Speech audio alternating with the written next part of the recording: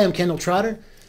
Thanks for tuning in to this edition of the Las Vegas Real Estate Update. This is part 2 of 3 of our series on mortgage fraud. And once again, I'm here with Steve Hoggs, co-founder of RE/MAX Platinum. Steve, welcome back. Thanks. How you doing today? Good.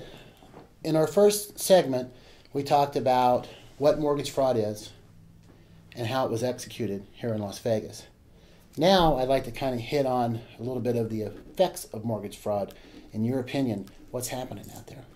Well, there's a lot of negative effects. The values of the homes are dropping, plummeting. Some neighborhoods, they've already dropped 50%, 40, 50%. I can take you to a house that's happened to later on. Higher mortgage rates, obviously. We saw I think FHA yesterday went up to 6.25. That's one of the reasons why. Also, the credit requirements for obtaining a mortgage. Correct. As well. There's another risk that's being added, a fraud risk, that a lot of lenders they want a higher return since they're taking another risk. There's a fraud risk that's involved now. Also with, you're seeing this credit crunch, one of the reasons why is because these lenders have lent on properties that were like $800,000. They can only sell for $380,000, $400,000, whatever. That's a $400,000 loss that they're going to take. That money's gone. Because of the fraud. Right, so they have to keep this extra money in reserves to cover that. So they can't lend money out, and that's one of the reasons why we have this credit crunch. There's no money to lend. There's a lot less money to lend now than there was a year ago because of this spread that's happening.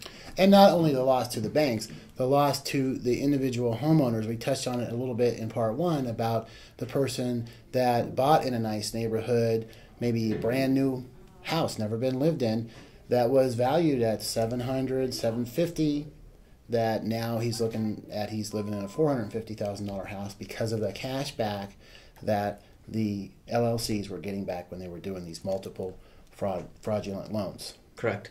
One of the houses we go to, the people that bought legit saw these comps at $700,000, $720,000.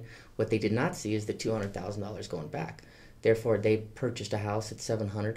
Well, now it's worth $350,000. The neighborhood we'll go to, one of them, and there's many neighborhoods like this, $350,000. Well, the people that bought at $700,000, they need to refi because their adjustable is going to come up, or they're on interest only, whatever they need to do to refi.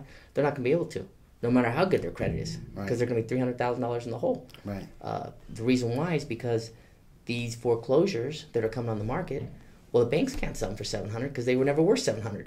So now the banks are selling them for less than what that it actually costs to build. Yes. This home that we'll go to, it's listed at $360,000.